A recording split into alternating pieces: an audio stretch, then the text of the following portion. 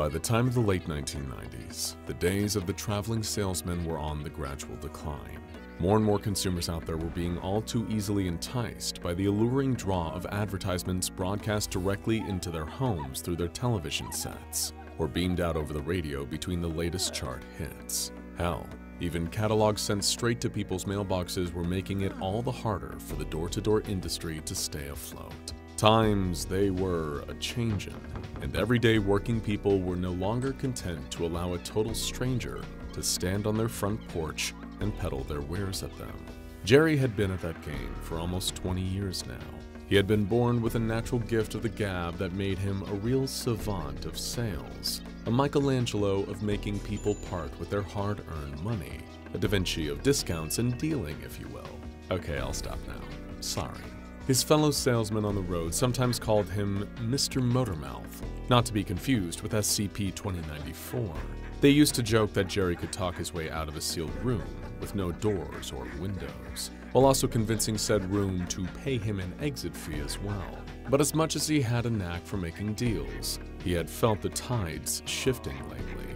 The business of driving across the country to sell products direct to consumers was fast becoming a thing of the past, an almost arcane practice in the age of the infomercial and the catchy jingles of advertisements. Companies were growing, becoming far bigger, absorbing one another to the point where they were conglomerates, corporations that could form entire departments dedicated to marketing campaigns for their various products. They no longer needed the work of men on the ground, talking face-to-face with consumers. Even the smaller companies were giving up on that method of marketing, choosing instead to sell their patents and products to the big boys in exchange for a hefty sum.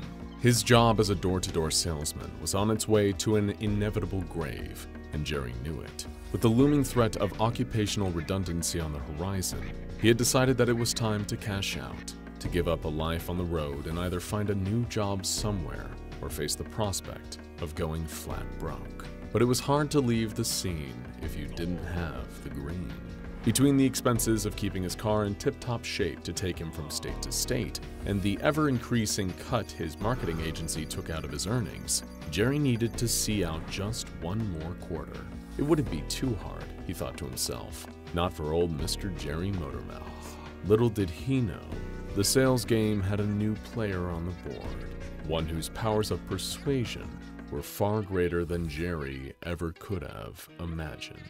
A small company that sold its own brand of food processors had employed the sales agency that he worked for.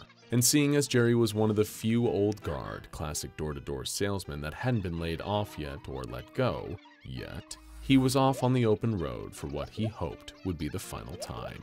His windows down, the sweet, timely sounds of REM blasting on his radio, Jerry drove into the next town on his list. The last 10 places he had stopped in had all been a nightmare for shifting units, meaning he still had boxes upon boxes of stock to shift. Currently, said cardboard boxes were cramped up in the back seats of his car, with more threatening to burst from the trunk and the tow bar cargo box affixed to the rear bumper of his old Plymouth utility. But it seemed like no matter what city, town, or suburb he arrived at, with his car full of food processors to sell, Jerry kept finding that he had arrived only too late. "Oh, no thanks," the homeowners he visited would say. "I just bought a new food processor. The ad on TV just really sold it to me." Everywhere he turned, every door that he rapped his knuckles on, all brought the same answer with it. Naturally, 11 locations in and barely more than a few units sold, Jerry was starting to worry his magic Motormouth had run out of steam. Had he really lost his knack? Or was this rival food processor manufacturer simply pilfering all his potential customers through their ad campaign? After another unsuccessful day, those were the only questions spinning around and around in Jerry's head as he paced back and forth in the motel room he was staying in. The TV was on, playing an ad break between a rerun of an episode of Seinfeld, just providing some light background noise, although it would soon present the answer to Jerry's questions. The chime of a catchy, cheesy jingle caught his attention first, followed by the name of the company. It was the same name Jerry had heard from the lips of every home he'd stopped at. This was the commercial that convinced them all to buy this company's food processor over the ones he was trying to sell. Grabbing the remote, Jerry jabbed the button that increased the volume. He had to see how they did it. A large man, considerably overweight by some people's standards, appeared on screen and started rattling off all sorts of details about the rival company's food processor.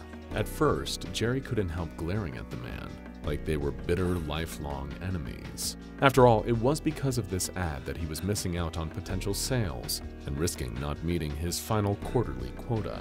But the more he watched the weighty man on the screen telling the viewer how wonderful this product was, it was like Jerry could feel a tiny part of himself agreeing.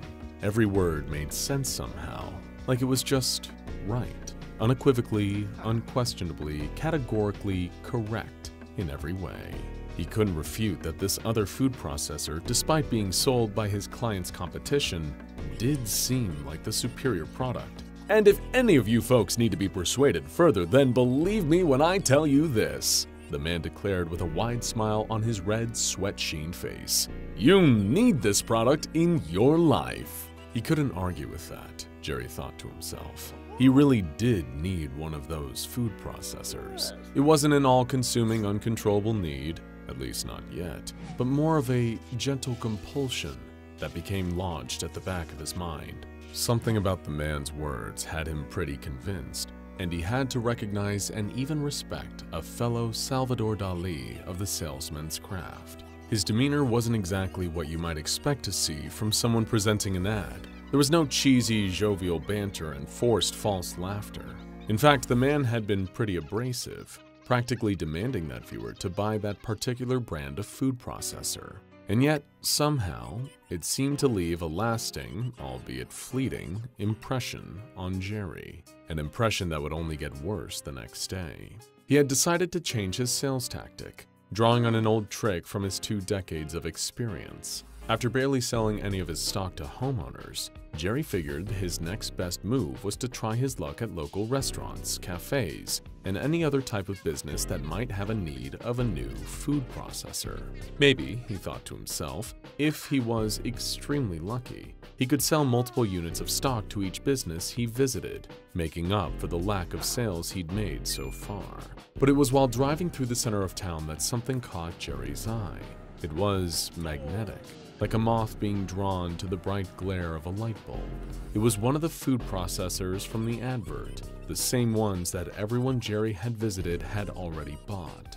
There it sat in a storefront window, as if it was practically beckoning him inside. The man on TV had told Jerry he needed one for himself, and now that he could see it as clear as day, he knew that it was true. For the next few minutes, it was like Jerry's brain had been set to autopilot mode. He parked his car, turned the engine off, opened the door, and started walking towards the store, without stopping to think about it at all. Within minutes, he was not only inside, but lifting a heavy box off the shelf and carrying the shiny new food processor, the one sold by a company that were rivals to his very own clients, up to the cashier.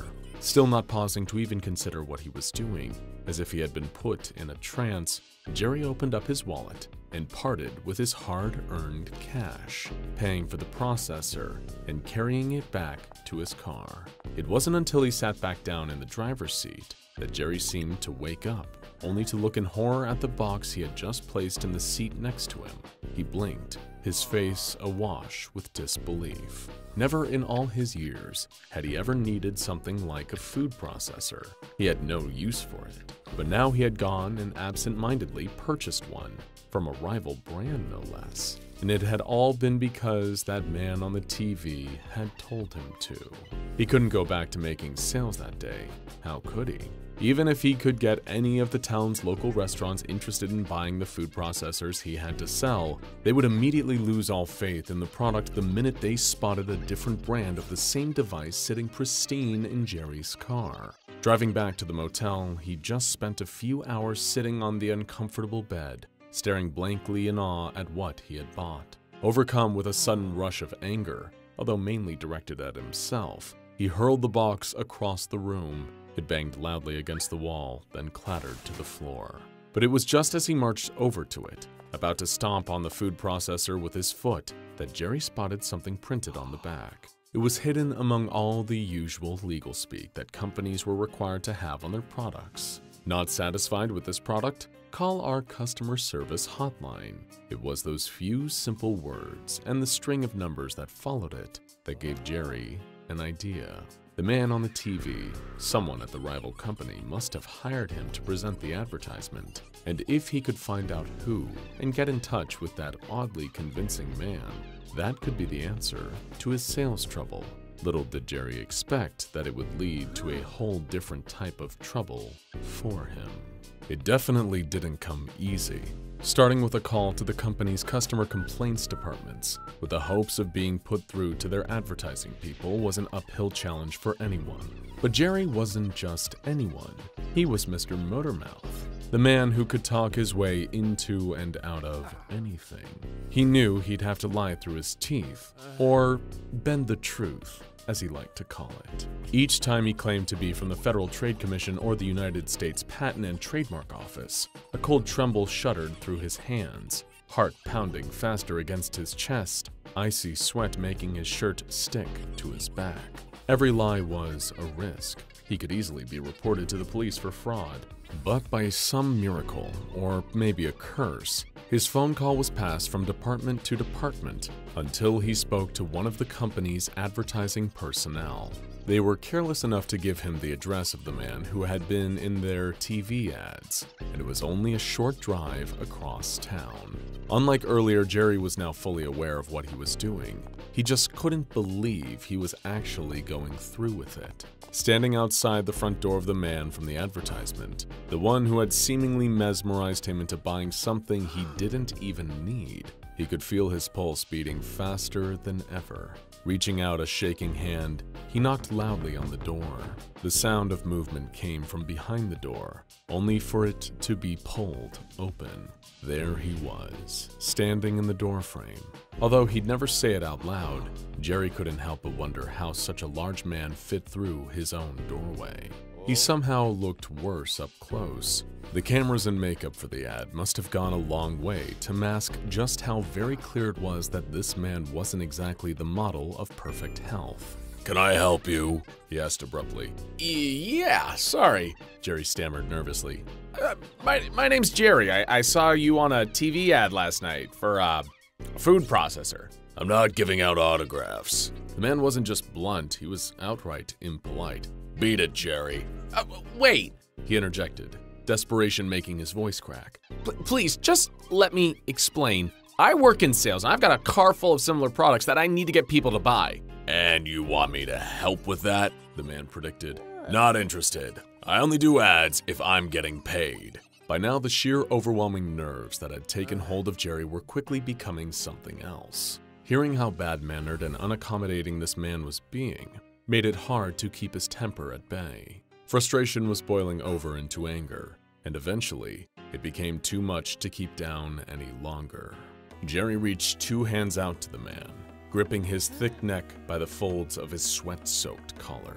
"Listen to me, you!" he said, his voice raised as his rage came bursting out. "I haven't been able to sell one of these damn things, and it's all because of that stupid ad you were in. You even got me to buy one. I still have no idea how.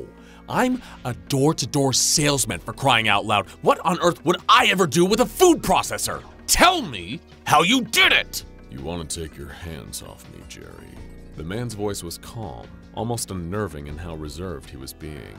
Before, he had addressed Jerry dismissively, but now he spoke with a collected simplicity, and it worked. Somehow, it worked. As if his arms were moving independently, Jerry watched as his hands let go of the man's collar, staring wide-eyed.